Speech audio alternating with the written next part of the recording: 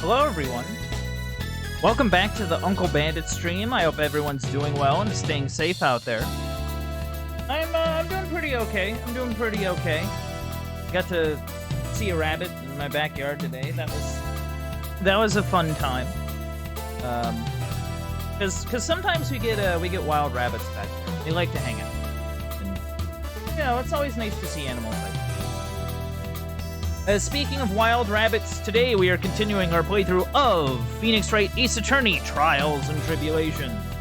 So, without further ado, let us hop back into the video verse.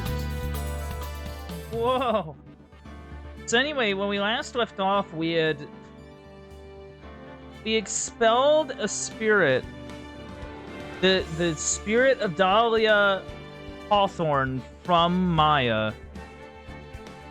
Because she was being possessed by her, and yeah, this case is nuts. February 10th, 3:36 p.m. Just straight in court. Let's go. This is nuts. Now then, before we proceed any further, I'm going to announce the results of the tests we had performed earlier. Tests? Yes, tests. On the bloody dagger that was found stuck in the pine tree. Oh yeah, that. I totally forgot about it. That's the weapon that Maya Fey used when she fought with the victim. So what are the results? Was it the victim's blood, or...? Due to time constraints, a full test wasn't possible. However, there's one thing we can say with certainty. The blood that was on this dagger was not the victim's blood. Oh. Okay. Interesting. That is all. Now then, let's restart this trial. So it wasn't Misty's blood on the dagger. Then whose was it? Yeah, whose was it? Is it Maya's blood? Well, if it was Maya's blood, they would have checked for that, I would think. I'm sure both the defense and the prosecution know this, but this trial is rapidly coming to a close. Both sides will need to show some firm evidence with their claims. I understand, Your Honor. From what I've heard, the witness is dangerously weak, physically speaking. So let's finish this quickly. Agreed. Very well. Please bring in the last witness. Oh, okay. Rolling into it. Witness! Please tell us your name and profession. Maya Fey. My profession is, I'm the assistant manager at Wright & Company Law Offices. Maya. According to the magazine I have here, you're a spirit medium of the Kurian channeling technique. I'm frightened. Oh. You okay? The Fey clan. I don't want any more to do with it. Oh, Maya. The pain the Fey bloodline causes must be unbearable. Very well. Now then, Miss Fey, when the event occurred, you were in the garden of the Inner Temple.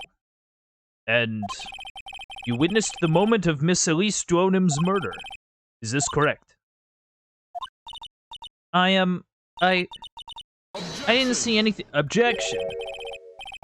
Straighten up this instant, young lady. Huh? Pick your head up and speak clearly. There's always time for crying later. But your mother was killed right in front of your eyes. There's nothing you can do to change that fact. Well, that's a little insensitive, Adele. There's something you can do. You can finish this. You've been watching the whole thing, right? You've seen the witnesses come out, and you've seen us squeeze the truth out of them. Now it's your turn. Let's hear your testimony. On the night of the crime, what exactly did you see happen? Witness, if you please. Yes, Your Honor. Oh, man.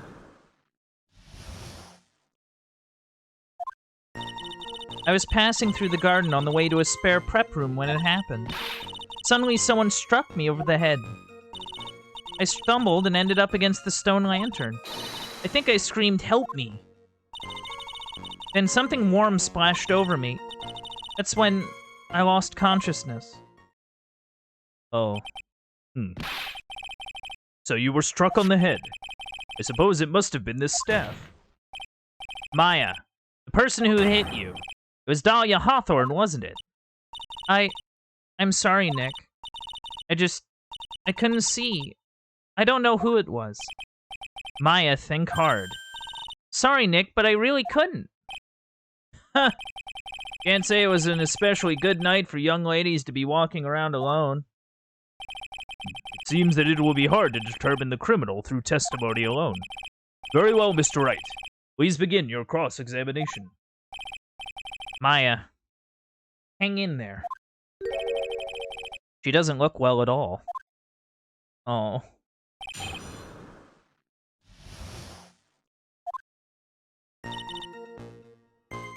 Okay. The spare prep room. Someone struck me over the head. Hey, that's clears.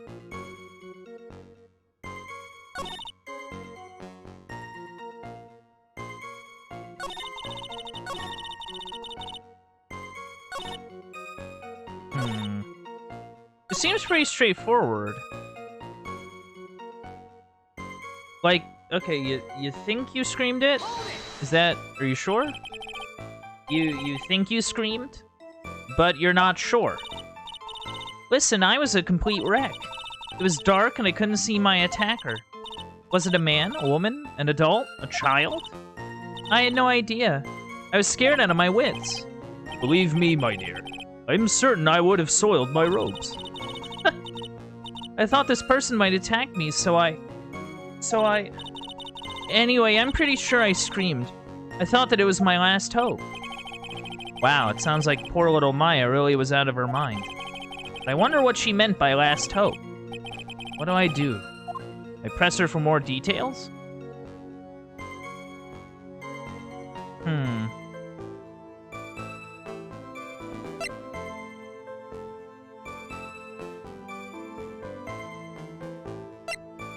I don't think the contents of her scream is important. Wait a minute, Maya. What's this Maya last hope stuff? What? What do you mean by your last hope? No. That's what you said. You said my last hope. Huh? What? I said what? Maya, don't play dumb. Look, you were facing an attacker that you couldn't see and you screamed, right? You screamed, "Help me." Yeah. You testified that you screamed that because you thought it was your last hope. Oh, well, you know, it's like... What do you call it when that happens? Maya's not doing so well up there. Oh, yeah, Oh, that's right. I remember now. I was facing my attacker, but that's not who I was screaming at. What did you just say? Yeah, that's right. It was the person behind my attacker that I was yelling at. Wait, there was a third person there? What? That's who I was screaming to for help. What is it now? I messed up. I didn't mean to let that slip out. Huh? Witness, are you absolutely sure of what you're saying? Find the attacker. There was another person? I am, well, I meant to keep that part a secret. What have I done? Maya, what's going on? Huh. It takes a ton of pressure to make a diamond. That's what I always say. A ton of pressure. You're in a court of law here. You can't make things up or try to hide things in this chamber. Witness, the information you just presented is vital to this case. I want you to add it to your testimony. I could see a man behind my attacker by the light of the stone lantern. Wait. No, the lantern was out. Yeah, we have testimony as to such. It was not lit. I don't think it, like, physically can get lit. Yeah, at any rate. There was a man standing behind your attacker. Yeah. That man. He's the killer. He stabbed her from behind. He's the one who killed Elise Duonim, otherwise known as Misty Faye, your mother. The killer? Maya, you know who killed your mother, don't you? Does she? What is the meaning of this, Mr. Wright? To be frank, Your Honor, I think she's in shock and quite confused. That's why she hasn't noticed the huge problem with her testimony. Uh-huh? What do you mean? What problem? Maya, on the night of the crime, the stone lantern was out of commission. Huh? What? It's true. There was no light anywhere in the garden that night. No! Huh? Order in the court! Mr. Godot, explain this. Add the pureness of milk to the perfect clear darkness of coffee. Stir. That is the state of the witness's mind right now. A cup of cafe au lait. Au lait? I don't know coffee. Chat, I don't know coffee. Cafe au lait? Oh, cafe au lait. Au lait? Whoa? Is that even legal? Mr. Trite's words are the milk and you are the spoon. Your Honor. I'm the spoon. I'm a spoon. I'm no Spoony Bart, I'll have you know. I love that. You must have noticed it too, Trite. This witness's mental state is highly unstable right now. It's not hard to understand why she would make a little mistake like that. Sorry, but that's not going to cut it. What did you say? If there truly was no light in the garden, then there's a fatal contradiction in the witness's last bit of testimony. Nick. May I? Recall the witness's statement about her attacker. She said that she didn't know if it was a man or a woman, an adult or a child. And yet, the witness could describe a person that was standing behind her attacker. She quite clearly described him as a man. That is true. In other words, that would have to mean that Maya actually saw our mystery person, despite it being so dark that she couldn't see the face of her own attacker. No! Order! What in the world does this all mean, Mr. Wright? You saying Miss Faye saw the real killer under pitch-black conditions? Objection! Trite, do you have any idea what you're proposing? How could she have seen in the dark? There was no other light source at the scene. There are some things that you can only see in the dark, Mr. Godot. Maya, you did see who the killer was in the dark. And now, you're trying to cover for him. I guess whoever killed Elise was trying to save Maya, probably? That'd be my guess. Cover? But the man that killed her mother. There's only one conclusion I can draw from this. You know who this man is. Please, Nick. I don't know anything. Please, I'm begging you. Huh.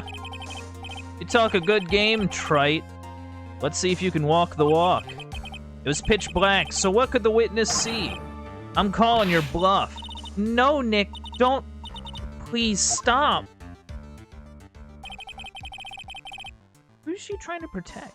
Maya is dead set on protecting this guy. The man who murdered Maya's long-lost mother. But can't let him get away with it. I'm a lawyer, an officer of the court. I'm here to find the truth. All right, Mr. Wright. Time to show us what you've got.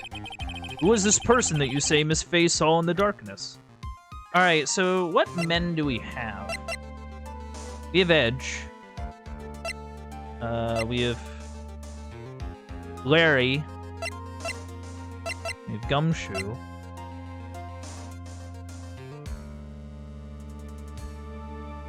Wait. Godot? He has that big dumb visor on his face. Dick. Give Larry... Larry's accounted for... I don't think Dick was there. Neither was Edgeworth.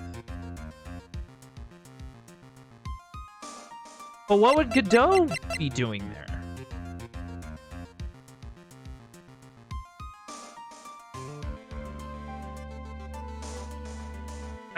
I straight up think it...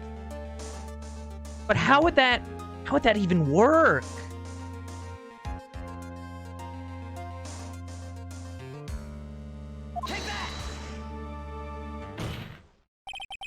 Because it was pitch black, Miss Fey was able to recognize the killer easily.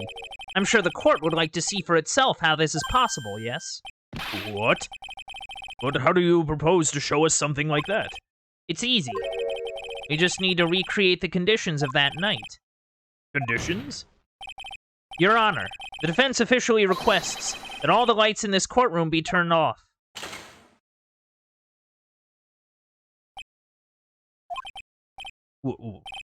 This is... But it can't be. Huh. Yeah, his big old visor. That was a nice bit of deduction. Trite. What? Well, everyone, this is the man Maya saw on the night of the murder. Gosh. Is Phoenix about to put the second prosecutor... Is he about to put a second prosecutor in jail right now? Order, order, order! Prosecutor Godot, what is the meaning of this? Surely you must be shocked to hear yourself accused of such a thing. Why aren't you denying it? Huh. Your Honor, you're asking the wrong person. What do you mean by that? If you've got a question, ask the witness. That's one of my rules. Well, Maya, how about it? What you saw that night, was it 3 glowing red lights? Well, witness, answer the question. You're wrong. I never saw that. Maya. I thought the person that stabbed my mother was a man. For a totally different reason. What? Witness, Mr. Wright, what the... Stop your chattering, Your Honor. Chattering? If it's worth asking, ask the witness. That's one of my rules. How many rules do you have, Godot? All right. Well then, let's continue with this testimony.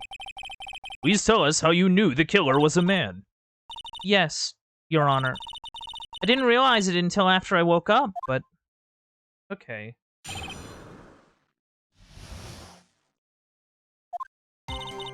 When I came to, I was just lying there on the training hall floor. By the time I got back to the garden, the place had totally changed. The torches were lit, and the body was gone. And all the snow around the snow lantern had been carefully cleaned up, too. Since the person did all that work alone, I just assumed it was a man. Okay. So it was after the crime took place that the witness came to think the killer was a man. Yes, that's right. I'm sorry, Your Honor, No need to apologize. It's as Mr. Godot said. You're utterly exhausted. It's only natural that you would be a little confused. Also, if you consider the situation you described, it doesn't seem too much of a stretch to assume the culprit was a man. What? Are you sure?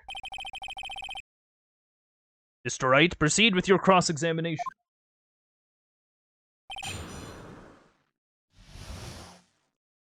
It is kind of weird, though. When I came to, I was just lying there. The time I got back, the place had totally changed. Torches were lit and the body was gone. All the snow around the snow lantern had been carefully cleaned up. Like, don't you find that a little odd? So you're saying the killer cleaned up the snow? It did look really cold. The snow was removed in an unnatural-looking rectangular shape around the lantern. There were a lot of shovels around the inner temple. They're all really heavy. Way too heavy for me to use. Odd fellow indeed, this killer. Why on earth would anyone want to take snow away? Well, there's one thing I can think of. Did you say that a lot of the victim's blood sprayed onto the snow? Yeah. The area I collapsed in ended up being splattered. In other words, the killer's purpose was to hide the bloody snow. I think that's the most reasonable explanation. Perhaps. However, there's something that's bothering me. The killer just wanted to hide the snow with blood on it. There was no need to remove that amount. That's true. He could have scooped up just the snow that was stained with blood. Yeah. Looks like there are some mysteries behind this issue. But I think this will help explain them.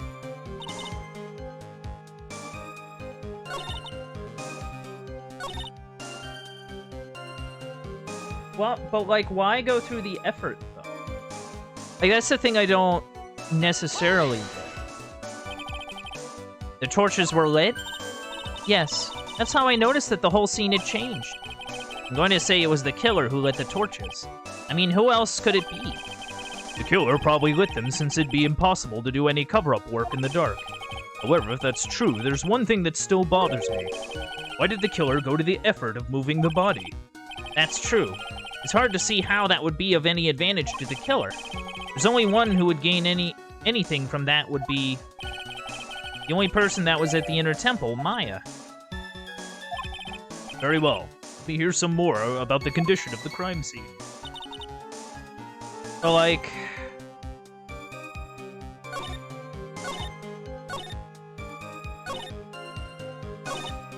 But see, why... See, this is what I don't get. Why go through all that effort? Naturally, the killer must have done it, right? Yes, I think so.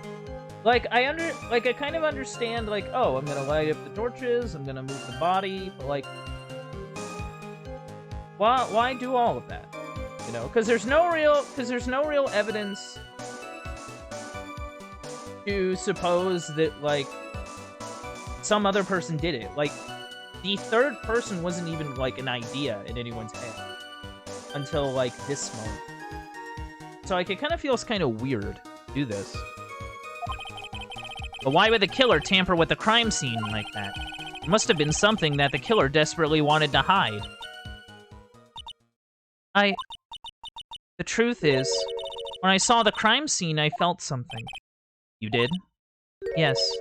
I felt like the killer was hiding the evidence for me, for my sake. What? Hiding it for you?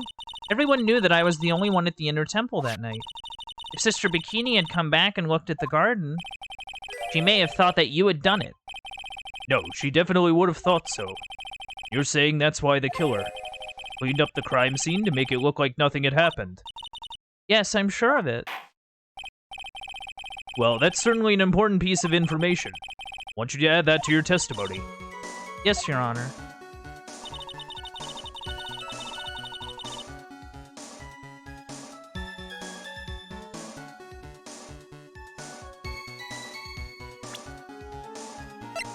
Do I have a picture of that place? No, not the courtyard. Not the tracks. Okay, I don't, but... I remember the stone lantern has Maya on it. So he didn't clean up everything. If he was trying to clean it up for her sake, why is it still there? Like, her name's right on it. It's upside down, which is bizarre, but her name's on it. It would still sort of implicate her in something, right? At least I would think.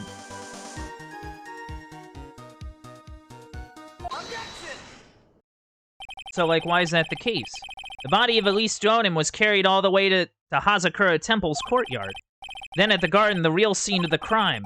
The snow that we suspect was covered in blood was scooped up and removed. It's reasonable to believe all this was done in an attempt to hide the true crime scene. However, there's still one matter that seems somewhat odd. Oh? What would that be? You must have figured it out by now, Mr. Godot. It's the message written in blood on the lantern. It was written very clearly on the white stone lantern. Maya. Ah. If the killer was so motivated to protect Maya from suspicion, then why didn't they wipe the writing off the lantern? Oh, you're right. Oh, you're right. Oh dear. Order, order, order! But, Mr. Wright, isn't it a fact that the killer was trying to cover up the crime scene? Indeed, but it doesn't make sense to move the body and remove the bloody snow, then not wipe off the most incriminating thing of all, the bloody writing. That is true. But if that's the case, do you have an explanation for the killer's mysterious behavior? Why would this killer move the body and remove all that snow, then leave the bloody writing on the lantern? I don't know what the killer's plan was, but it's a fact that the killer left the writing on the lantern. There must be a reason for it. Well then, Mr. Wright, let's hear your opinion. Why did the killer leave the message written in blood on the lantern?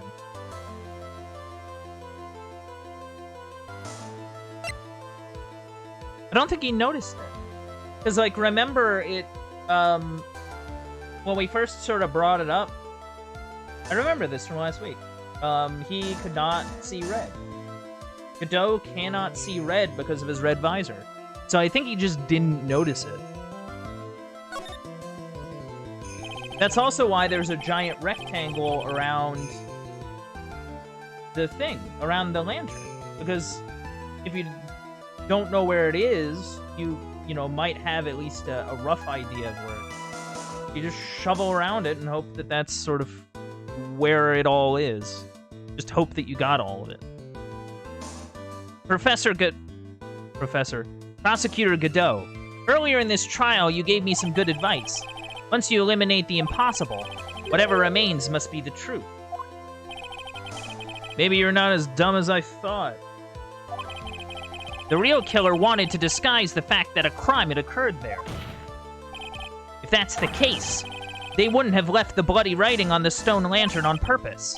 Therefore, it must mean that they didn't notice it. But that doesn't make any sense. The torches were all lit up and everything. There's no way any normal person would miss something as glaring as this. You're right. There's no way any normal person would. What? What are you trying to say, Mr. Wright? There's only one person involved in this incident who could have missed seeing the bloody writing altogether. And who would that be? Who is the person that could have failed to notice the bloody writing? Mr. Godot. He has this red visor due to his condition or whatever. Because of that, he sees everything in red. He has Virtual Boy vision. Mr. Godot, this is what you said yesterday. My eyesight is pretty messed up. Even with these huge goggles on my head, I still can't see everything. You can't see everything? Is that correct, Mr. Godot? This lantern was submitted as evidence today. I would like the court to think back to the moment it was first presented. This lantern? There's something written on it. Why, it's written in blood. Huh, nonsense. This lantern is as clean as a whistle. Mr. Godot, just admit it. There are certain colors you can't see, correct? You can't see red on a white background, can you? That's right. We went through this once before, during the poisoning case at Tribulations. Oh! This is the apron the delightful Miss Bird was wearing at the time. Somehow spilled coffee on it. There's something still bothering me, Mr. Godot. Why have you not explained the bloodstain to the court? Bloodstain? What bloodstain would that be? Don't play games, prosecutor. Blood-colored stain that's smeared all over the apron. That's ridiculous. No one told me anything about a bloodstain. You could see the coffee on the white apron, but you couldn't see the ketchup, because it was red. It's strange. In a black and white photo, those letters would have appeared black to me. I wonder, why am I the only one that can't see them? So then, Mr. Godot, are you admitting it? Are you admitting that you can't see the red writing on the lantern?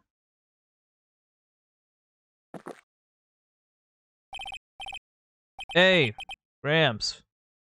Did you know? That's the reason why I don't drink red tea.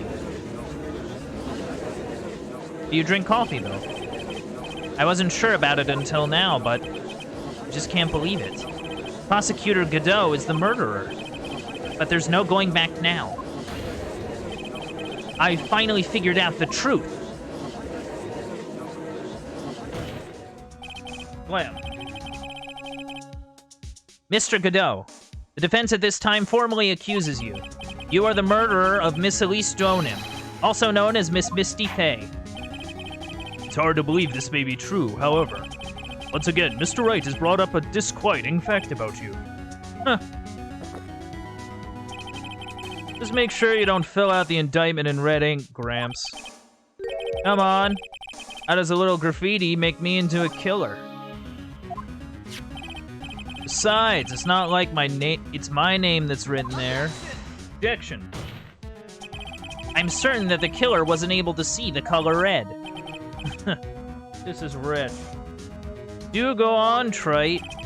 The answer is right there at the crime scene. In the snow.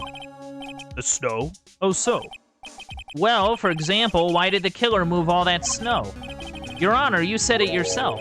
If you wanted to hide the bloody snow, why not take out just that area? Yes. Why didn't he just take just that area? Huh. Could it be? Yes. The killer couldn't see the red blood that had seeped into the snow, and so he had to remove all of the snow. He couldn't be sure where the blood had landed, so he removed the whole area. Isn't it more likely that the killer couldn't see the blood because it was dark? Not a chance. The torches were all lit. He would have been able to see just fine. It seems that once again this trial has taken an unexpected turn, to say the least. Can you explain this, Mr. Godot? Hold it! Oh, Maya! Wait just a minute. Maya! What is it with this? Mr. Godot isn't the killer. After all, he didn't even come to the Inner Temple until 2 days after the murder took place. He didn't show up until after that old bridge got fixed up. Maya. You can't testify to something like that. Why? What do you mean? I mean, look. Eek! After the murder happened, you didn't even exist. She didn't. I'm afraid I don't follow. Are you senile, old man? We established this just a little while ago. After the murder, this witness was unconscious for a long time. Because she was channeling Dahlia Hawthorne. Oh, that's right. Please, Your Honor, let me add to my testimony. Nick, please listen to me.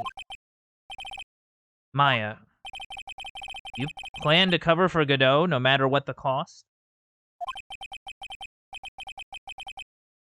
If that's the case, then I've got no choice. Your Honor, let's hear her testimony. If it means we're going to hear the whole truth, I say we should not silence her. Huh. Nicely done, Trite. Very well. Hear the witness's testimony.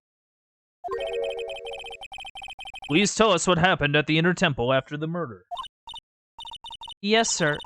After I woke up, I began channeling and my spirit left me, as it were. The little Pearly was there at the Inner Temple, too.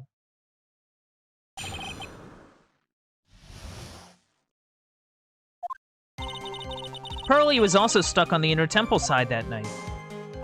That's true. The next morning, she looked around but couldn't find anyone.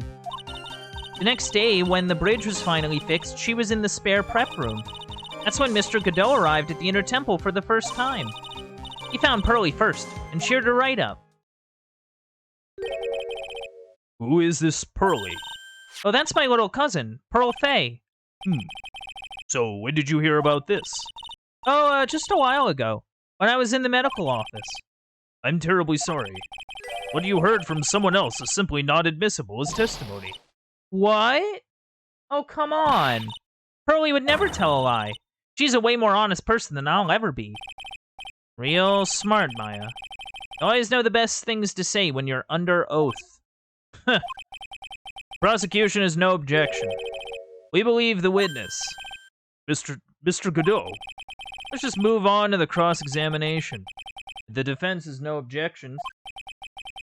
This is highly unusual, but... Well, Mr. Wright? Let's get this cross-examination started.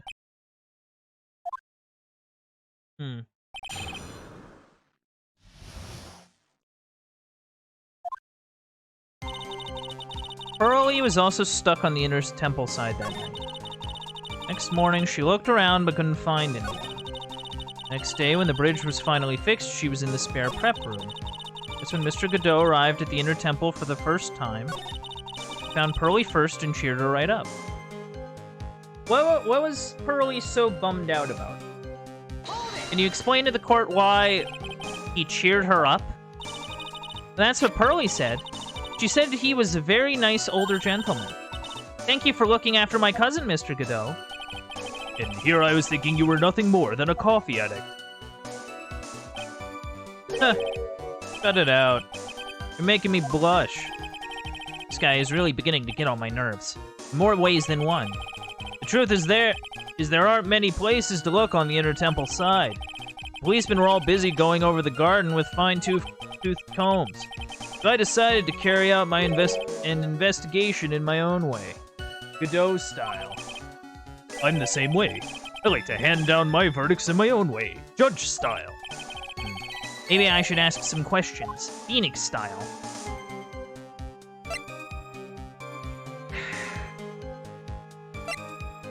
It would have to be his investigation, because up to that point, like, the courtyard wasn't discovered up to that point, what I remember.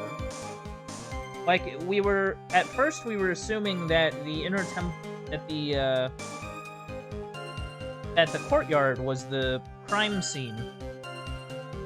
So, like, why was he looking over there? Just to kind of take a look? You said that you conducted an investigation of your own. Did you find anything? Looks like my investigation went about as well as yours, Trite. After all, I did miss the bloody writing on the lantern. Well, I didn't miss it, so speak for yourself, Boggles. The only odd thing I discovered was the beauty in the training hall. Beauty? Misty Fey, naturally. Clad in her stunning Japanese garb, surrounded by the hue and aroma of Western tastes. Western tastes? We find a stranger way to describe gravy? So from there, you headed for the prep room. Wait a sec, what did Godot say just now? I think I just found his proverbial weak spot. There's only one thing of any importance here. Where was Godot when the murder was taking place? He must have already been at the inner temple when it happened. Otherwise, he couldn't have killed Elise Dwonim.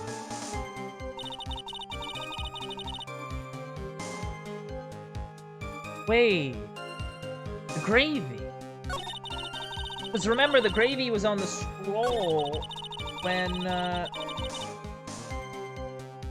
because Pearl went to do the thing for her mom, like, the night of. Like, she went to, she didn't understand the instructions, so she threw gravy at the scroll. But the scroll is completely, like, covered, though.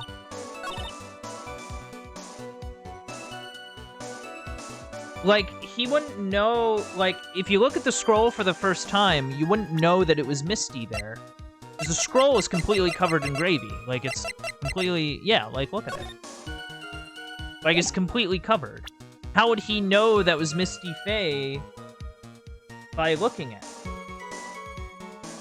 it? Because, like, how would he know, if it was the first time that he went, how would he know that it was Misty Fey on that scroll? Unless the kid, like, told him? He didn't testify to that. Objection! Yeah, okay.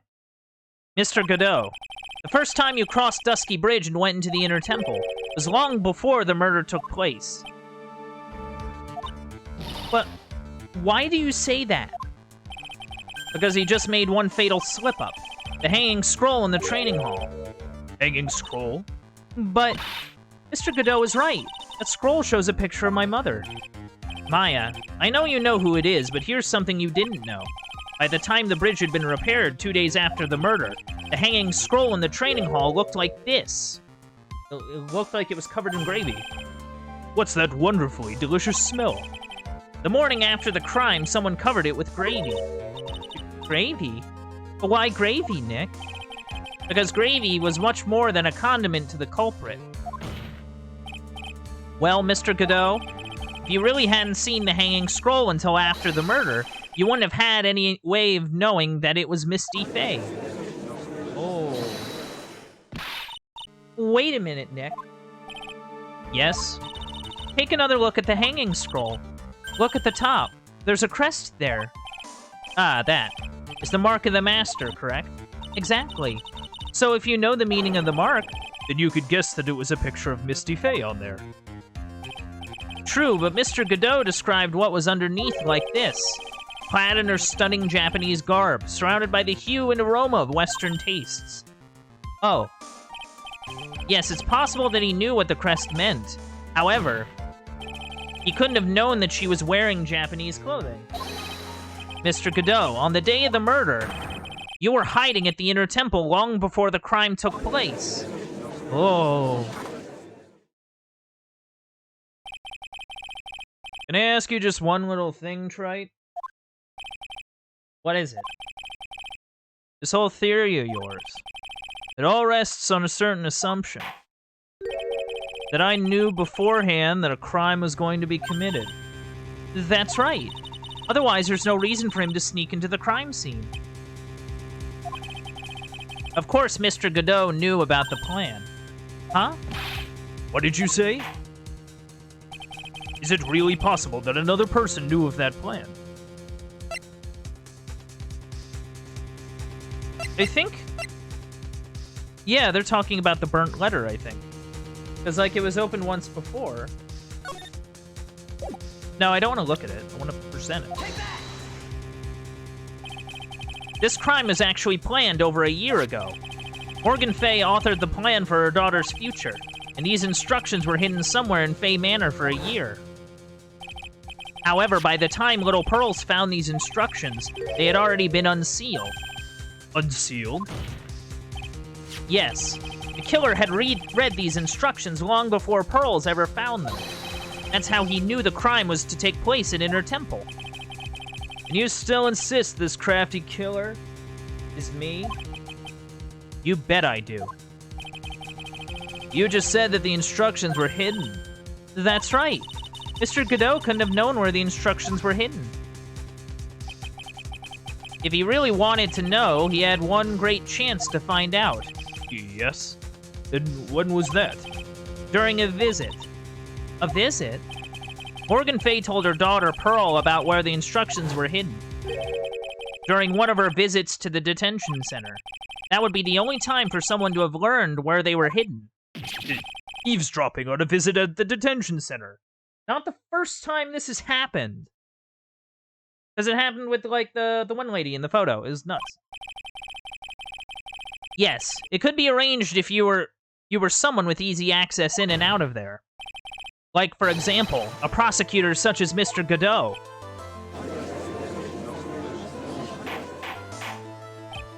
Order! Order! Order! Mr. Godot, you're under fire again. This murder could not have been carried out without prior knowledge. And you were the only one that could have acquired this information before the murder.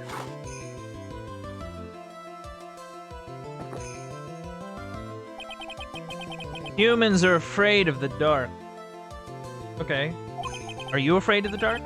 And yet, at the same time, we're fascinated and bewitched by it. Maybe that's why humans drink the darkness that is coffee.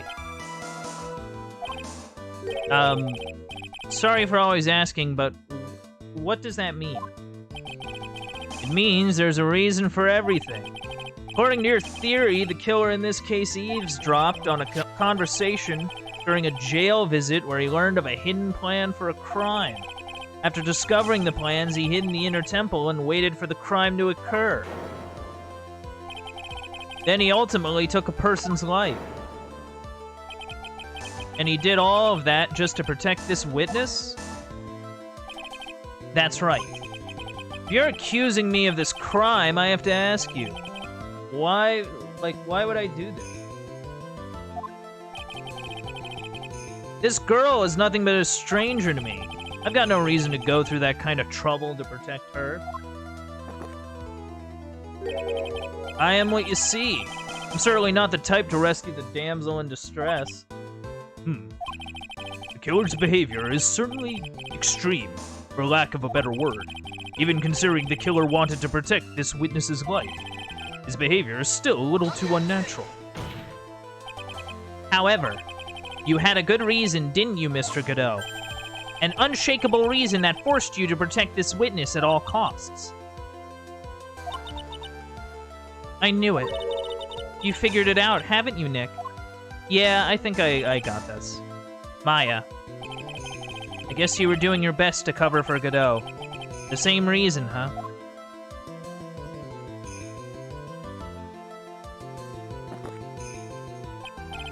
Okay, Trite. I'm all ears. Let's hear it. It's very simple. Maya Fey is a lot more than just a stranger to you. What's this? There's one person who lies at the very center of this whole story. One person that ties you and Maya Fey together inextricably. Her sister. Because we had a little flashback scene, and, like, I believe Godot was, like, her mentor or something? Or, like, assistant? I don't know. Something like that.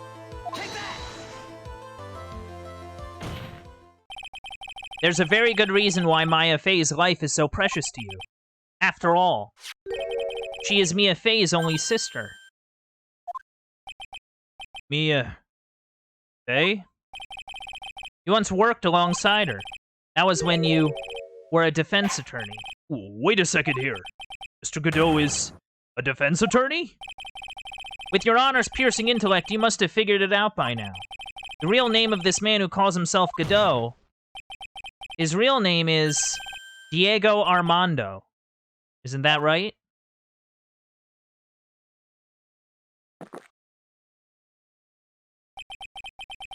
The last time someone called me by that name was over 6 years ago. Diego Armando. That name rings a bell. It should, Your Honor. All this is related to a single case. A case in which a convict named Terry Falls killed himself. Mia Fey's first time in court, the tragic outcome left a deep wound in her heart. She knew that behind it all was a heartless, scheming demoness in disguise. But in the end, Mia couldn't tear off that disguise. However, there was one man who reached out to help her. Diego Armando, a senior defense attorney at the office where Mia worked. It's my fault. It's all my fault that Mr. Falls killed himself. Mia? You can't cry yet. Ooh. The only time a lawyer cries is when it's all over.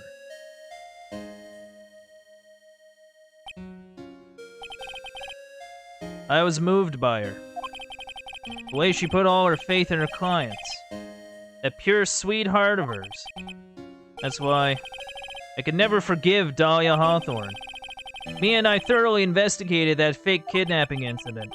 Then one fateful day, Dahlia wanted to meet with me. It'd been 6 months since that trial.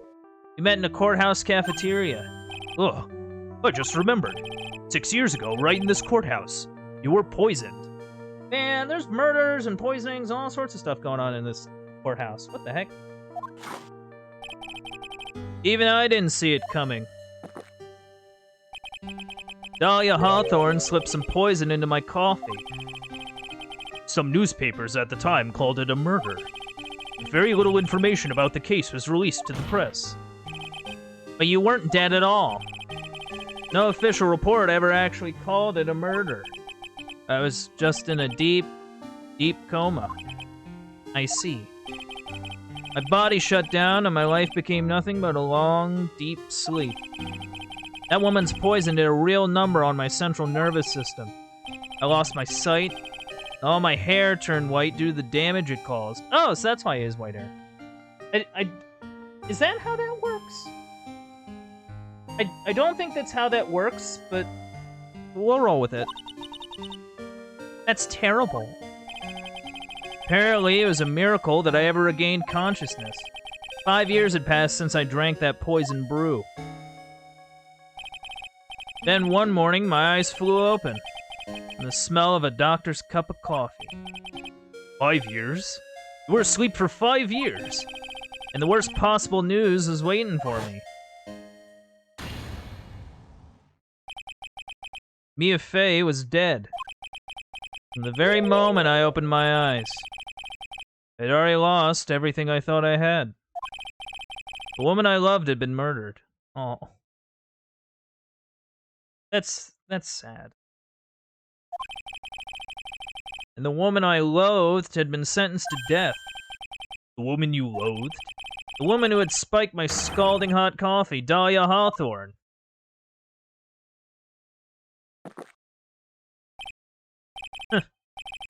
Good old Mia. She didn't let me down. She got her revenge before she checked out. In the end, there wasn't anyone waiting for me when I woke up. That's so sad. For someone like me, someone who had slept away their best days, there were only 2 reasons left to live. It was for those 2 reasons that I decided to become a prosecutor. If I may ask, what were your 2 reasons to live? The first was you, Trite. Huh? Me? If I hadn't drank that stupid poison, Mia Fey never would have died, much less the way she did. You were the only one who was there to protect her, but you let her die. It's all your fault. It wasn't like that. I wanted to see for myself what kind of a man you really were. So that's why you became a prosecutor. My other reason for living, she goes by the name of Mia Fey. Huh? You mean me? You were the only way I could make up for the sin of not saving Mia. 1 year ago, when the Crane Village incident was resolved, it was obvious that Morgan Fey was planning something. Well, whatever her evil plan was, I was determined to stop it.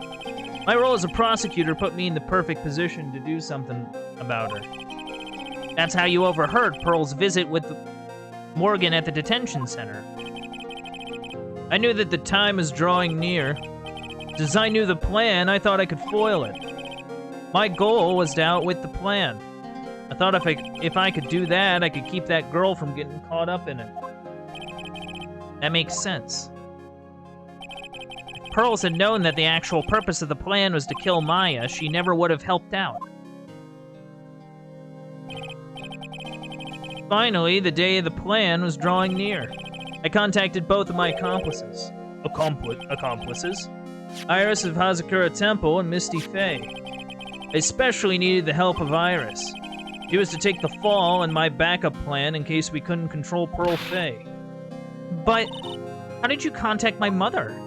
That is a good question. She's been missing for almost 20 years. Officially, yes. What? What do you mean officially? What do you mean officially? You heard about it, haven't you? About the strong ties between the main family and the government? Oh, was she put in, some sort of protective services? Now that you mention it, Bikini did say something to that effect. She said that the Master of Karain had great authority. Even without her official position, Misty Fey still wielded great influence. Police have been keeping an eye on her movements all this time. That's how I was able to contact her. Again, because of my position as a prosecutor. So my mother was cooperating with you? Don't ever forget, no matter how far away from you she was, she never stopped thinking about you. She was always... That's why I knew she would do anything to protect you. If you want to know how strong her resolve to protect you was, look at her staff. Her staff? The one with the sword in it. The day the plan was to be carried out arrived soon enough. We met for the first time at Hazakura Temple. That's when your mother showed me her special staff. I realized it then, just how far she was willing to go. She was ready to use that sword to protect you from Morgan Fay if necessary. Yes, even if it meant paying the ultimate price. Mother. Wow. That night, the crime. There's just one way to stop Morgan's evil plan. You mean pearls, don't you? We had to make sure she didn't channel Dahlia Hawthorne. Well, Pearls, what are you going to do tonight? Well, if you'd like, you can come to my room. Perhaps we can read some books together. Oh. We thought we could prevent her from playing her part in Morgan's plan, but she never showed up. She was worried and followed me to the Inner Temple. That was the thing we were most afraid of, and that's why Misty Fey had to do the channeling herself. She channeled Dahlia Hawthorne into her own body. What do you mean? If she channeled the spirit first, then Pearls wouldn't be able to do it herself. As Master of Kurain, Misty Fey's power was supreme. That's how it went down. She channeled Dahlia Hawthorne so that Pearl Fey wouldn't be able to.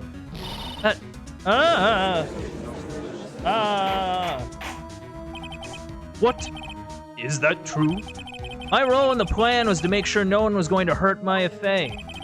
That's why I hid myself at the Inner Temple, just in case you needed to be saved from Dahlia Hawthorne.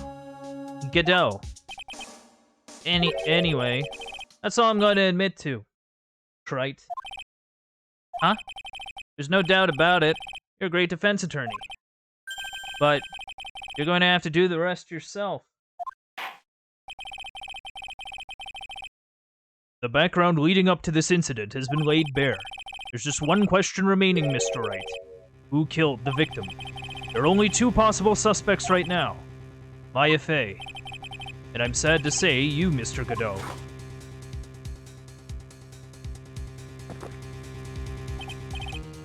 Well, Trite, if you're the real deal, then finish this thing once and for all. Show us beyond a shadow of a doubt that you can finish this on your own. No, Nick. Please don't.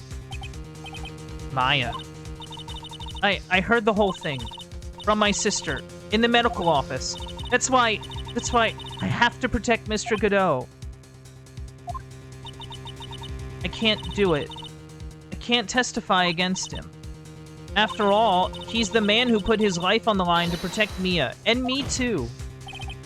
Maya, I know that. Nick. But even so, it doesn't absolve him of his crime. Please, Maya, testify. Miss Fey, your testimony, please. This is a rough situation. I'm not gonna lie. This is the final testimony. Don't bother trying to hide anything, because I'll know. I want to hear the truth from your own lips. I understand. I'm sure you're right. I'm ready now, Nick. All right. Young lady, tell us about the moments before you lost consciousness. What exactly happened at the time of the murder?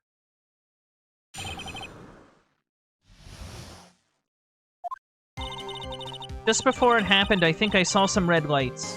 3 of them. I thought I'd ask for help, but just then I was splattered with blood. She wasn't dead, though, and she struck back at the enemy behind her.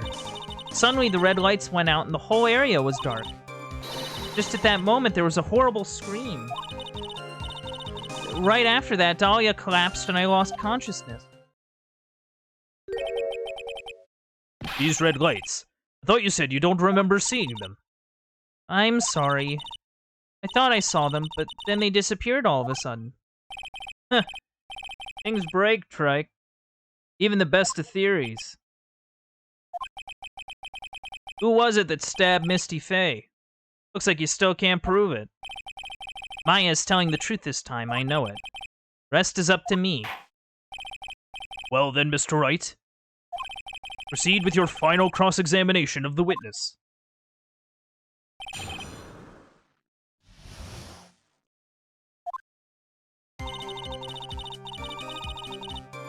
Okay. So, like, were you not stabbed? That blood. Was it Dahlia Hawthorne's blood? I think so.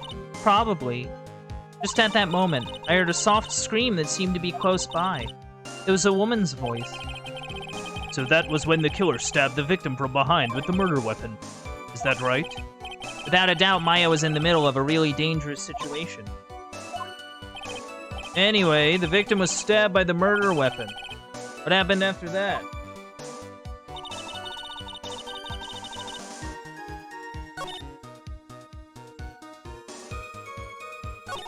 Can you describe, like, how, like, what she did? Struck back? How do you know that? Well, you're right.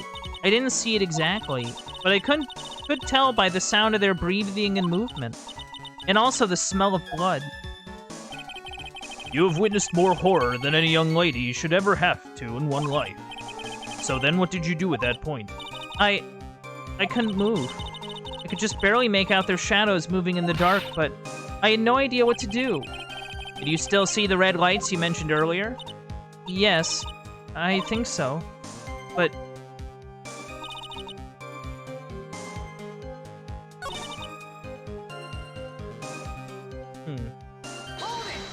Can you describe the scream? What do you mean by just at that moment? You mean the moment when the red lights went out? Oh, okay. I see the question here. Yes, that's right. The scream that you heard then, was it Dahlia Hawthorne? I don't think so. I'm pretty sure it was a man's voice. Whoa. What? What? So then that scream came from the killer. That's gotta be it. I think Dahlia Hawthorne must have taken the blade and attacked the killer with it. And then the killer let out a scream of pain, huh?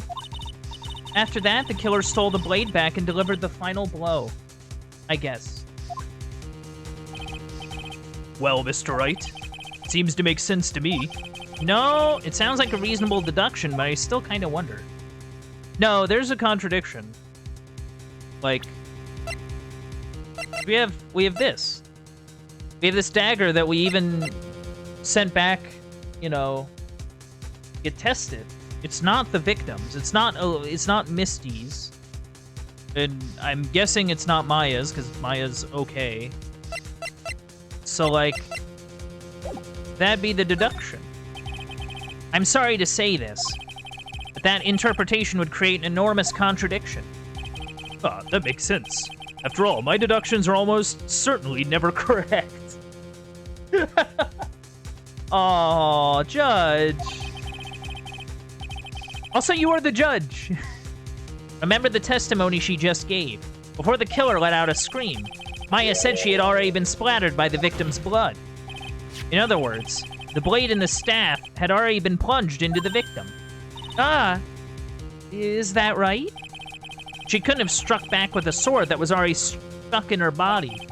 The weapon that caused the killer to let out a scream must have been something other than the staff. If you're so sure about that, then don't keep us waiting any longer, Trite. There's only one thing I can think of that could have been used as the weapon here. If Dahlia Hawthorne had already been stabbed in the back by the staff, what could she have used to strike back at the killer? Well, the knife, or the dagger.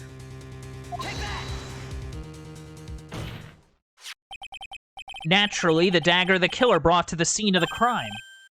Oh, that's right. I forgot about that. This dagger was found at the crime scene stuck into a pine tree. Yes. The detective found that this morning and brought it to me. Dahlia Hawthorne struck back at the killer with this. And she managed to wound him as well. Oh. Just because he let out a scream doesn't mean that he was wounded. For all we know, the blood on the dagger could have been from the victim. Have you forgotten that the blood has already been tested? Since we learned it wasn't the victim's blood, it must be the killer's blood. The killer must have a wound somewhere on his body. So you're saying the blood on this dagger belongs to the killer? Exactly. A DNA analysis of the blood would prove it beyond a shadow of a doubt. And yes, Mr. Godot, it would prove that it's your blood. Ooh. Nice theory, Trite. Order! Order in the court! Is this the end? Have I done it? The music doesn't tell me so. Even he won't be able to change the results of a scientific test. Huh. Let me ask you something, Trite. Let's just say that it turned out that I was the killer. Do you really think I would be stupid enough to leave evidence like that? What? Just think for a second. This dagger was found this morning by a detective and brought to me. There's already blood on it, correct? But even so, I was the one who brought this dagger here to the courtroom. Yes. What does that prove? Well, if I really were the killer, I could have washed the blade off and then planted another person's blood on it. It can't be. In any case, there's one thing I can guarantee, Trite. That blood doesn't belong to me. Not a chance. What? What? In any event, it seems to be established that the killer was wounded. All right then, witness. Continue your testimony. Wait a minute. What's the problem? I know I probably shouldn't say this, but there's a big contradiction in Nick's explanation. Maya, this dagger, you said that it wounded the killer. Oh, that's right. But, if Mr. Godot had really been cut with the dagger, his clothes should be bloody or a rip in them, right? Maya? Maybe he just changed his clothes? That'd solve the contradiction pretty easily. In all fairness, everyone wears the same clothes here, so... What are you talking about? It's not that simple at all. Remember back to the day of the murder? Everyone that was on the Inner Temple side got trapped there. Ah, that's right. Once the bridge was fixed and the police headed for the Inner Temple, Mr. Godot was already there waiting for them. He never had a chance to change his clothes. Ooh. Maya being all smart. Order in the court. What the witness says is true. Well, maybe he brought a change of clothes with him. But no one could have predicted the lightning strike that shut down the bridge. Why would anyone have brought a change of clothes? Did Judge take smart pills during the last recess? Well, then maybe the killer took off his clothes before he committed the murder. That way he wouldn't get any blood on him. That's weird. That's impossible, Trite. You know how cold it gets up there late at night? After a few minutes with no clothes on, you'd be frozen solid. Huh.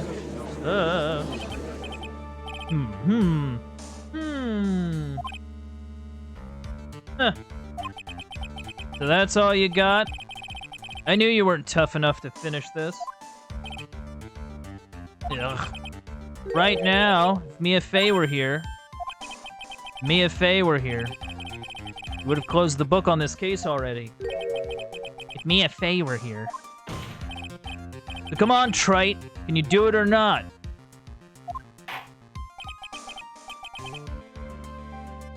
How about it, Mr. Wright? You've accused Mr. Godot of being the killer. But can you prove it? Have you got even one piece of evidence? The question is whether I can prove it or not. The fact is I have to prove it. That's the only choice I have. I was taught that it's one of the rules of being a lawyer.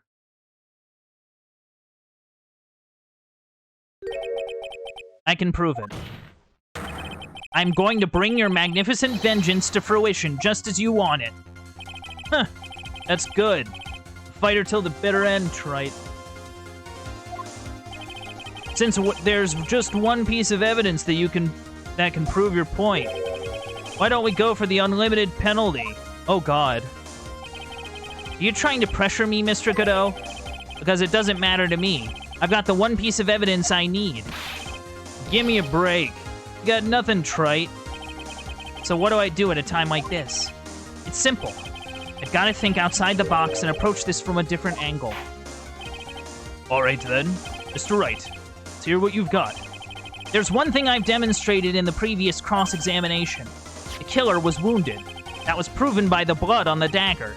But we decided it was impossible for him to have hidden such a wound. If he had been cut by a dagger, there should have been a blood stain on his clothing. There's one place the killer could have hidden his wound. What did you say? Hidden? This is it. My last stand. I need to think about this from a different angle. I don't need to think about why there was no bloodstains on his clothing. I need to show how he hid the wound. It's the end of the line. The final stop, Trite. Let's hear what you've got.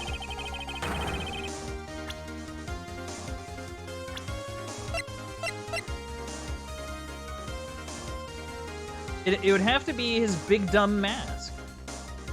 Because remember when he slapped, Maya claimed that when killer slashed, the light went out. Which means that if they were going to slash out, it hit his visor. That's why he couldn't see the dagger, because he was essentially blinded. Like, he couldn't see nothing.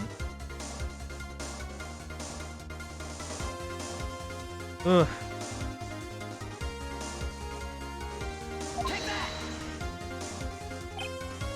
Huh. I don't know what you're talking about. Frankly, I don't need to know. What I do know is that you'll never be half the lawyer she was. Isn't that right, Trite? Oh. She was there for a brief moment.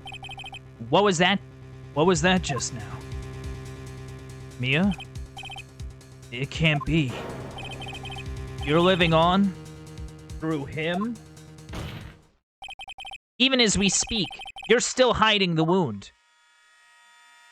Wow. It's beneath your mask. During the fight, the red lights given off by the killer suddenly disappeared. Seconds later, the killer let out a scream. That's right. Your mask went flying off your face. Mr. Godot, would you mind removing your mask? Do it. If you have a dagger wound under there somewhere, then I'd say this whole case is solved. Oh!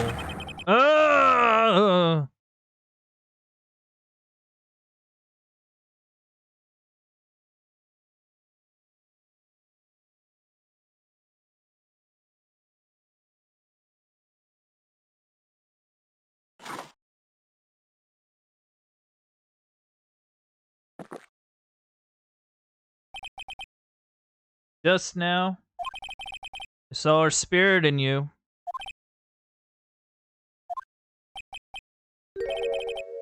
I never liked you.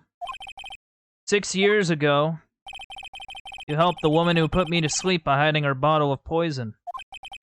And then, while I was sleeping, you let Mia die. You didn't care. You just kept living your pathetic, happy-go-lucky life. You even had the nerve to follow in her footsteps as a lawyer. I could never forgive you. That's what I thought, Mr. Godot. But I was wrong about you. I knew it from the very beginning. The truth is, the only person I could never find it in my heart to forgive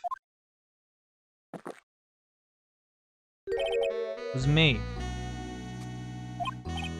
You? Yourself? I was the one that failed to protect Mia. Me and no one else. I tried to avert my eyes from the truth. escape from the harshness of reality. I just couldn't face Mia's death head-on, so I ran. I hid behind a mask. I threw away my true name. I couldn't even deal with being a defense attorney anymore, so I quit. But you saved Maya. Yeah, that was my plan. Up until just now, anyway. What do you mean? Are you listening, Maya? If I'd really wanted to save you, and there's one person that I should have gone and talked to right away. Who would that be? Are you talking about Nick? But I didn't do it. Tried to get the help of Iris and your mother. I closed my eyes to the most important man involved. You know why? Real reason? No, why? I suppose wasn't really interested in saving you at all. Huh? I think I was just trying to salvage what's left of my own broken soul. I was trying to make up for the fact that I couldn't save Mia. Nothing more. That's why I let you walk right into a situation that I knew was dangerous. Forgive me. You're wrong. You put your life on the line to save Maya. Was it really for Maya's sake? Even I'm not really sure. What do you mean by that? That night, in the darkness of the garden, when I saw her silhouette, part of me must have known the truth. The truth that it wasn't really Dahlia Hawthorne standing there in front of me. It could have been Misty Faye, or even that little girl. But I still picked up the blade. It was like I was dreaming.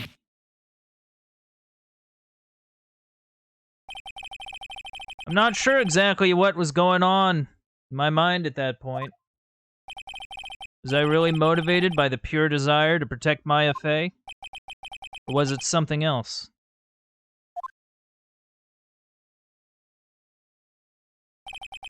Was it my hatred for a woman who had stolen everything from me 6 years earlier? Could it have been simply a desire for revenge? And now, I don't know anything anymore. I did learn something today, however. I finally realized that I was the arrogant one. I was just chasing an illusion, a fantasy. A stupid fantasy of defeating you in the courtroom. You were the one who made me realize my folly. You never ran away from Mia's death. Instead, you picked up where she left off, as a true defender of the people. In that one moment, I understood everything. Mr. Godot.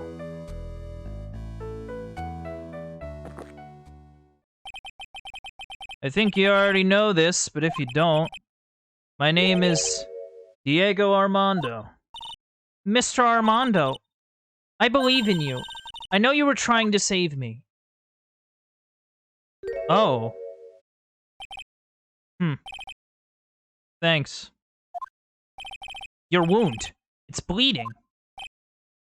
Did you forget already? In my world, the color red doesn't exist. These must be my tears. Tears? Ever since I woke up from my coma, I think I've been waiting for this very moment.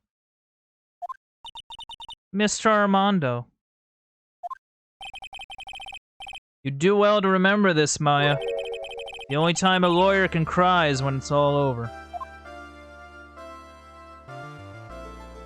Man.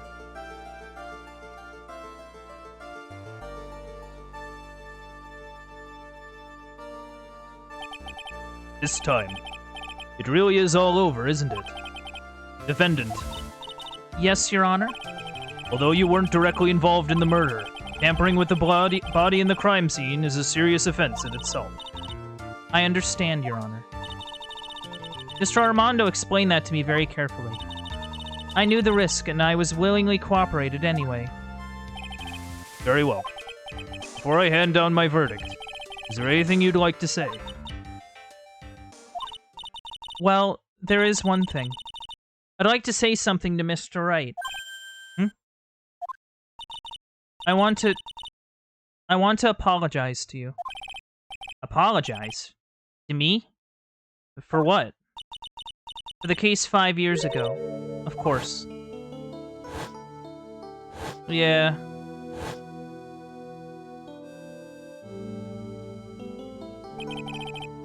I just remembered. Weren't you poisoned by your own lover? Not exactly, but yeah, something like that. Even now, 5 years later, I can hardly believe it. She was going to do it. She was planning to kill me. It's not all that surprising. The two of you hardly knew each other. Huh? What do you mean? You and my sister, you only met twice. Huh? We only met twice? The first time you met was on that fateful day. The day she poisoned Mr. Armando in the cafeteria of this very courthouse. The next time you met her was 8 months later. You met her again on the day she stole your cold medicine. And Doug Swallow was killed. No way! It can't be true. I mean, during our whole relationship, we were... For those 8 months, the woman that you thought was Dahlia Hawthorne. Oh! No way! Dahlia hated Phoenix so much, she sent her twin to date him. That's amazing.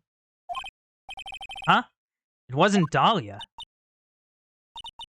I hope one day you can forgive me.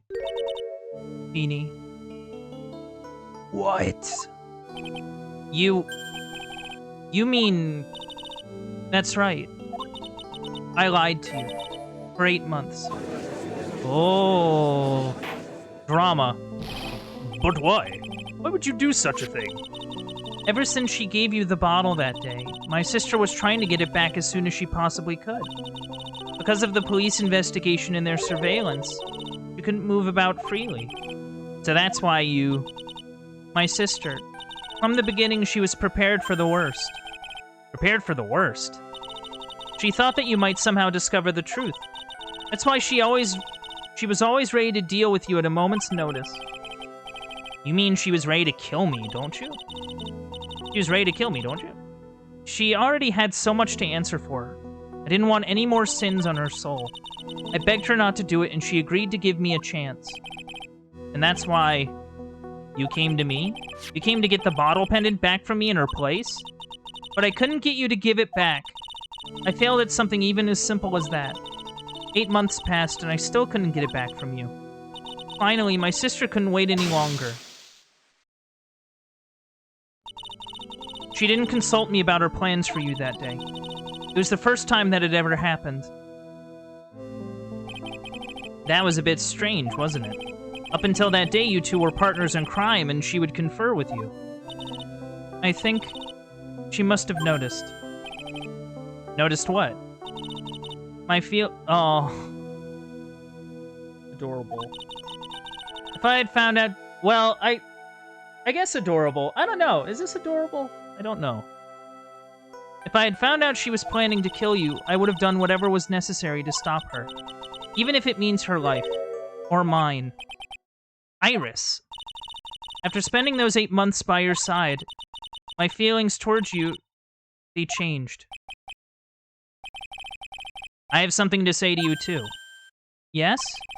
You really are the person I always thought you were. Even after Dahlia Hawthorne was found guilty, I still believed in you. Oh. Thank you.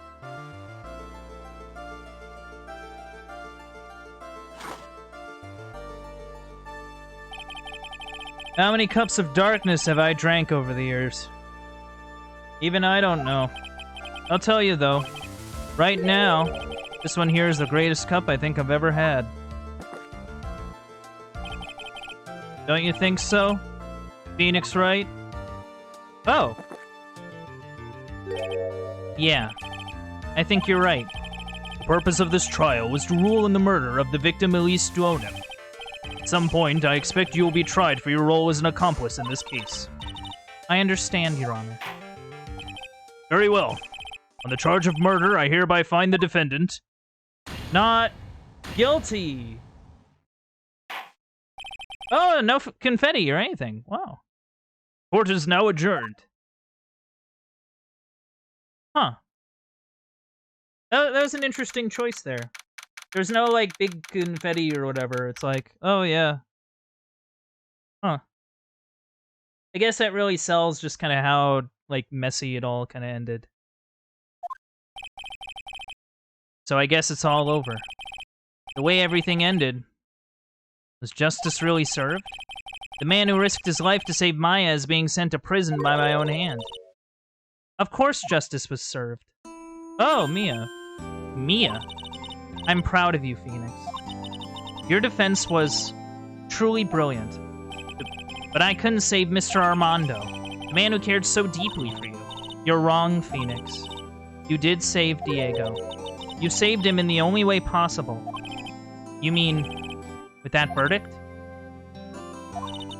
I think one day you'll understand, too. Phoenix, I want you to remember one thing. You were as good out there today as any defense attorney could ever hope to be. There's nothing more you can learn from me. Mia, you've accomplished something I wasn't able to do. I owe you a great deal. Thank you. Mia, I'm sure we'll meet again. Someday, Phoenix. Bye, Mia. I've handled lots of cases and seen a lot of things. And along this journey, I've found myself asking just one question. What does it really mean to defend someone? I suppose today's case produced one possible answer. Nick. Maya. I guess it's just like my sis said. Mia? What did she say? That night when I channeled Mia to get her advice on what to do. This is what she wrote back in my notebook. Don't worry. Phoenix will save everyone in the end. But, come on, cut it out with that gloomy face. Can't you see? Me, sis, and I'm sure Iris too. We owe you for everything you've done for us, Nick. Maya. How can you be so bright and chipper after all that's happened? You were brutally attacked. You even saw your mother murdered. Youch! Francisca. Still a softie as always, Phoenix Wright. Excellent work, Wright. Huh? Mr. Edgeworth? When did you get back? Oh, that's right. I guess no one filled her in on that. Edgeworth and Francisca have actually been helping me. Helping you? If these two hadn't been there on the first day of the trial, the defense wouldn't have gotten anywhere. Wow. But where were you, Nick? I heard he fell into a river and caught a nasty cold, which forced him to sleep all day. Yes, he laid in bed shivering from his fever with Iris's hood pulled over his head. Oh, ouch. Talk about embarrassing, Nick. You definitely need more training. Anyway, thank you, Mr. Edgeworth. And you too, Francisca. I don't suppose... Oh, it's Larry. There's room for me in this group hug, is there? Oh, Larry. What's with the, longer than usual face? I realized something when I was reborn. I realized that Larry was never of any use to anyone, not even once. That's not true. Right, Nick? What? You're asking me? Well, Nick, is it true? I've got a place in this world, right? Huh? Oh, yeah, of course. I knew it. Everyone would be better off if I were gone for good. No. Oh yeah, those portraits you painted. They were, really good. Isn't that right, Edgeworth? What? Me? Why are you making that face, huh, Edgy? Yes, indeed. I certainly can't say that they lack resemblance. Do you really mean it? What about you, Francie? Did I draw you well, too? Ugh! My beauty can't possibly be captured by a mere crayon. Nevertheless, I recognize the effort you put into it, and that's worth something. Oh, that's... we got a compliment out of her. Holy cow. So then you'll do it, like you promised? Gonna model for my next picture book, Francie's Whippet... Ah! Don't get carried away. Well, how about it? Guess painting portraits is the only thing I'm good at. Painting a pearl is pretty darn good, too, if you ask me. The painting of... Oh, huh? Now that you mention it, I haven't seen her around. Pearls. Where could she have gone? Normally she would have made a beeline for Maya. Oh, I'll go look for her. Be right back. Hey, Pearly. Right. You seem to be uncharacteristically puzzled. I suspect you are wondering how Maya can be so cheerful despite all that has happened. Yeah. To be honest, I can't understand it either. Francisca. That's right, she lost her father fairly recently as well. I think I understand how she feels. Maya is a much wiser person than she appears, and I think she realizes something. Now is exactly the time when she needs to be as strong as she can. What do you mean by now is exactly the time? Maya wasn't the only one that was badly wounded by this incident. In fact, there was someone that was hurt far more deeply than she. I believe it's for that person that Maya is trying her best not to cry. Someone who is hurt more deeply than Maya. Edgeworth. I think I'm starting to understand, too. Ow! Then tell me, Phoenix Wright. Who is Maya Fey being strong for? I think it's her sister. Like the young kid who was kind of swept up in all this. Yeah. Pearl Fey. The poor kid. After all, the reason that she worked so hard to follow the instructions was because she loved and believed in her mother, Morgan. It's for the good of the Fey clan. I'm sure she believed in every last word. She thought she was doing it for Maya. That's why she was so happy. Shows how truly devoted she is to Maya. But it's a cruel irony that it was her exuberance that led to this tragedy. Maya Fey's mother was killed, and Maya herself was put into the deepest peril imaginable. And that's exactly why Maya is putting on a brave face. She's doing it for Pearl's sake. Until she can see her smile again. Oh, hey! So this is where y'all were. Wow, looks like we got quite a bunch here today. Youch! What was that for, sir? Sorry about that, Scruffy. My whip just seems to have a mind of its own. What's up, Detective Gumshoe? Oh, you know, this and that. Anyway, congrats on your win. Let's go out tonight, pal. Dinner's on me. My salary's just sort of kind of gone down by a teeny-weeny bit, but that is all right. I made reservations at a first-class French restaurant tonight. Ah! Pretty good work, Scruffy. That whip was your reward. Detective Gumshoe? You said a first-class French restaurant. You don't mean... Très bien. Yeah, where else? I knew it. We're doomed. Come on, let's go, everyone. Can't keep Maggie waiting, pal. Hey, you, Crybaby, you're invited too. Oh, forget about me. Pearl and I will be at the loser's shack eating potatoes. You know, Maya's taking an awfully long time to get back. She's still out looking for pearls. Oh, Maya, what's wrong? Nick, what do I do? Pearly, I can't find her anywhere. Huh? I bet she just went back home. That's all. I thought so too, so I called the village. But no one has heard from her. This has never happened before. Yeah, where is she? As I figured. She's been badly hurt by this incident. She feels responsible for the tragedy that has befallen you, Maya. But none of this was her fault. What should I do? Detective Gumshoe? Yeah? What is it, pal? Could you guys go on ahead? But what about you? Maya and I will...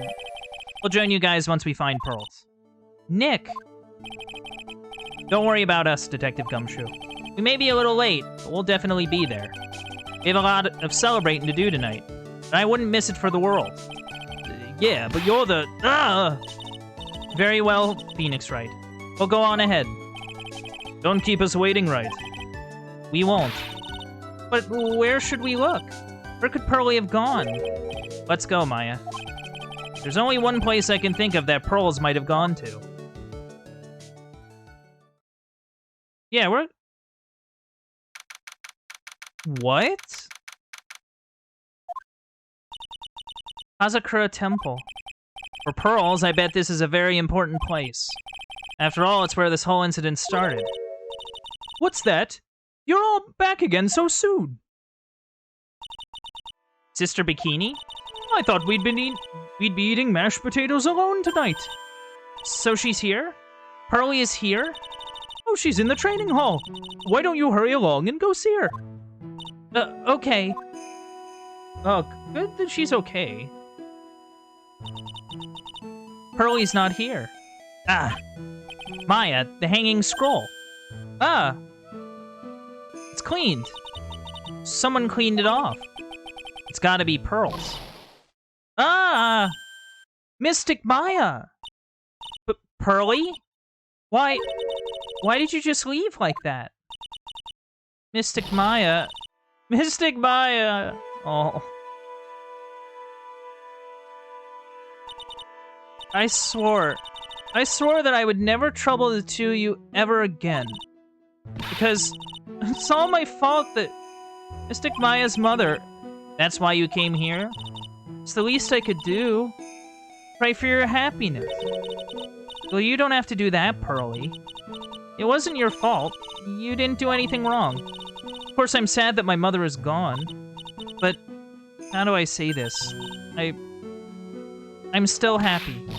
You don't have to lie just to make me feel better. No, really. It's true. The only reason I'm still here at all is thanks to everyone who was there for me.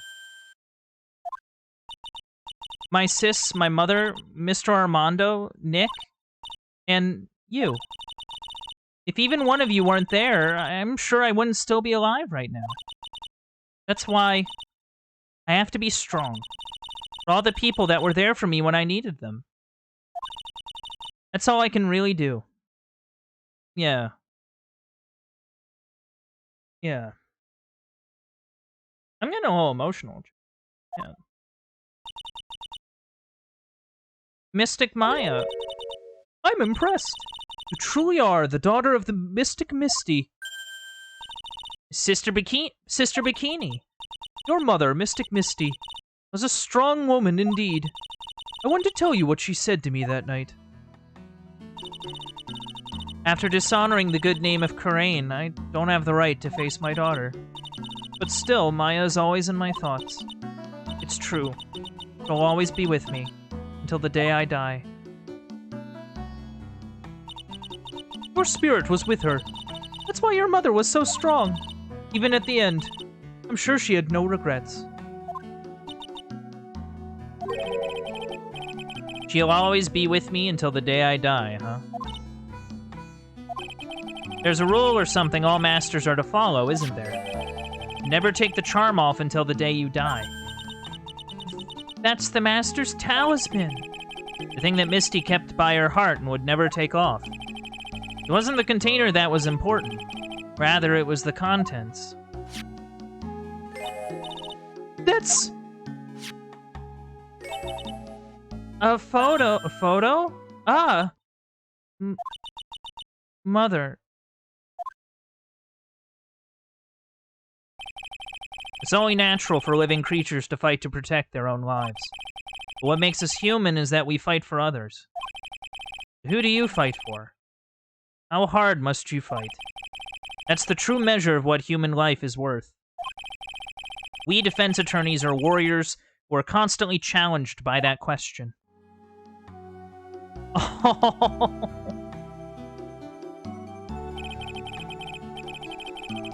Even when the battle is over and the bonds that connect us are severed, we always return, time and time again.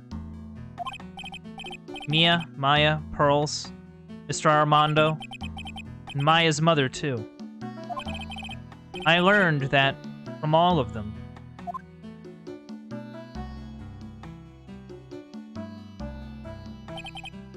Well, shall we get going? Everyone is waiting. Ah, this is a day to remember. A day when a lot of things were finally put to rest. I think we should celebrate what we've overcome today. But I still can't...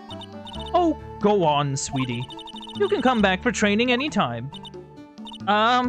Okay. Alright, I'm going to make a brand new start, too. Sister Bikini, I'll be back for more training, I promise. I know. And I won't go easy on you just because you're the future master.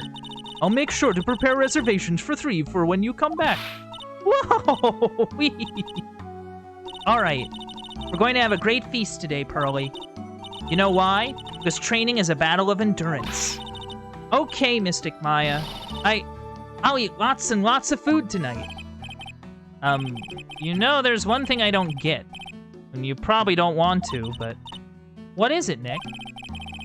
Reservations for training is fine and all, but why for 3? Come on, what do you think? You're one of us, Nick. Next time you can train right alongside us. Huh? I'll be waiting for you. Sister Bikini will take special care of you. Huh? Huh? It'll be great, Nick. Well, we're going to do the special course naturally. Huh? What? Huh? That's a great idea. After all, Mr. Nick, you'd do anything for Mystic Maya, wouldn't you? Even walk on hot coals, right? We'll have a nice big meal before we come next time, right, Nick? You know, I was wondering if I can just say one little thing. Sure, of course you can. Oh, I love this part. I can't wait to hear it. I'm getting goosebumps, too. Well then, here goes nothing. Objection! Hey! That was Phoenix Wright Ace Attorney Trials and Tribulations. Wowzers, that was a game. Man. What a time and a half. Hello, Intent. You came in... You came in at an interesting time. We literally just beat the game. How are you doing, dude? I hope you're doing well. But yeah, Trials and Tribulations. Yep. You're doing good? That's good to hear, man. That's good to hear. Whoa. Legendary extra special ultra course here, too. Oh. But yeah, this game, wow. What a way to kind of cap off like a trilogy of games, right? Very emotional, a lot of feelings, and it all kind of wrapped up really nice. Oh, he got a new coat! I feel 10 years younger. I'll never take it off. Yes, but somehow you just don't see them the same. I guess a dirty, shabby old overcoat is just more detective-like. Don't worry about it. In the name of love, a man will soil himself silly. Yeah. Yeah. But yeah, this game... Oh, hey, it's Andrews. But yeah, I really think that this game is sort of a really nice cap on sort of this kind of... Oh. Huh. A nice cap on the trilogy and just like a really good like visual novel game, like overall, like, because not only does it kind of build off of like the past info of like the last 2 games, it also is really good as its own sort of self-contained thing, as it sort of incorporates all these different cases and all these different themes together into like a final, into the final case and into the sort of the final moments. And I think that's really cool. I think that's really cool. And even all the cases tie into like this theme of like like, what makes us human is not that we fight, but it's in who we fight in defense of, I guess. You know? And I think that's really cool. That's really, really cool. Man.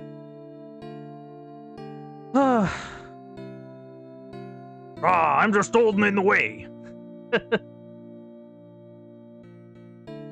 my grandkids had a birthday party for me the other day.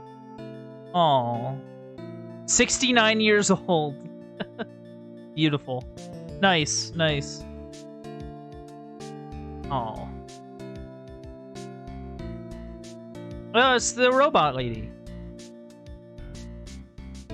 New programmer to replace Glenn. Adamada. Yeah, because his name is same front and back too, like everybody else that works there. But yeah, like, it also means that, like, I guess I'm finally done with, like, the Ace Attorney games for now. Like, but not, like, finally done, because there's other Ace Attorney games out there, but, like, I can at least put the series down for now and kind of move on to some other things, I think. And you know, but this has been a wild journey, for sure. Just a wild one. Oh, it's Iris. Aw. Aw. Oh. Oh, yeah. Pearl's being like, oh man, don't be like that. Oh, voice credits now. Ben Judd. Ben Groman Judd. Shout out to Ben. Objection! Sion, how do you say that? Is it Sean? Sean? This is a cool way to credit the voices, by the way. That's really cool. I dig that. Objection! Objection! James C. Wilson. Yeah, yeah. Janet Sue. Objection. Oh, it's this dude. David Crislip. I don't know how he does that voice.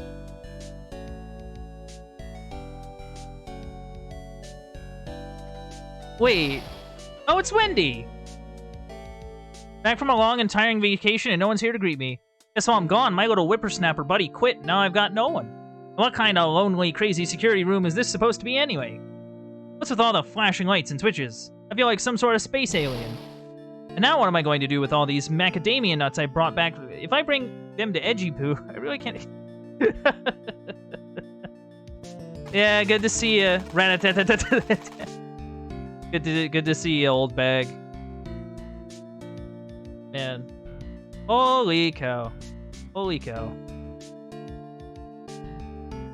Finally found something I love to do. Franzie's Whippity Whip Trip. Self-centered, lazy, antisocial. I'm an artist. Dang it. Such a great cast. Agreed. I think that's one of the, like, stronger bits. Oh, hey, Shinji Mikami. That's one of the stronger bits of, like, Phoenix Wright games, I think. Oh, that's a cute little skit.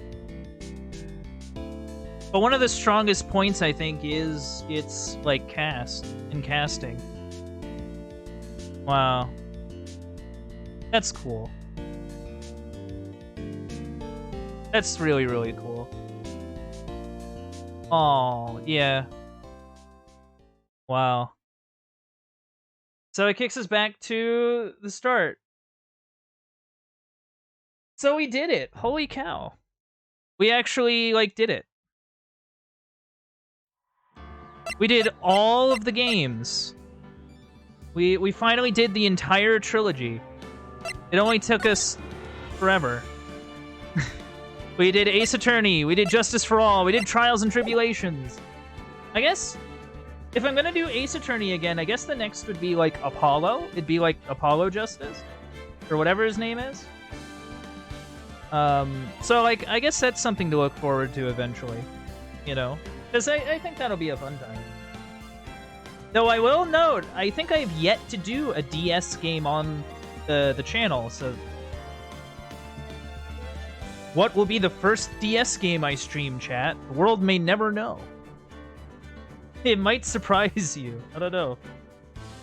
But yeah, I haven't had to think about what to do for Sunday in a long while. Like I did all the Ace Attorney games back to back to back, and you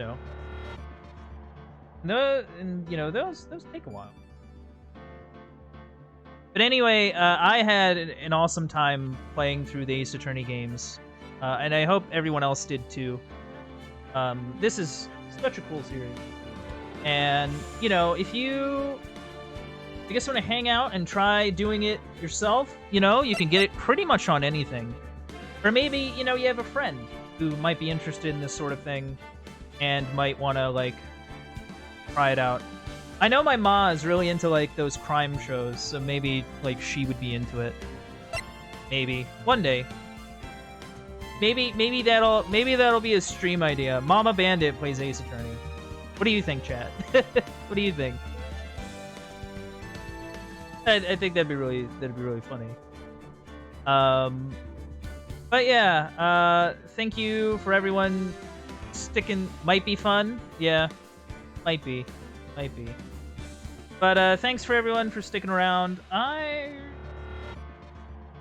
on. Should I?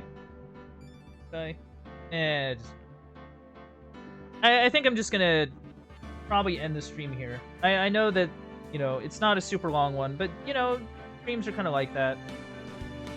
You know how it is. But anyway, let us roll it over now to the aftermath.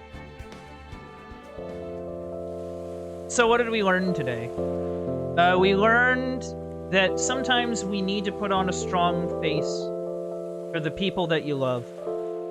We learned that the measure of people is not just our will to fight, but our willingness to fight for people other than ourselves.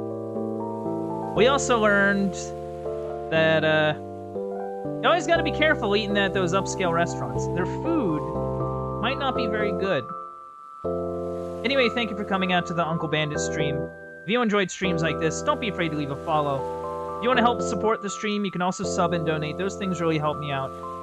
If you want to check out any old playthroughs or keep up with any current playthroughs, you can head over to the Uncle Bandit stream archive over on youtube.com. And if you want to keep up with any stream updates like playthrough announcements, check me out on Twitter at Uncle_Bandit. This has been it for me. This has been it for Phoenix Wright Ace Attorney Trials and Tribulations, as well as the Ace Attorney trilogy. And I hope to see you all next time.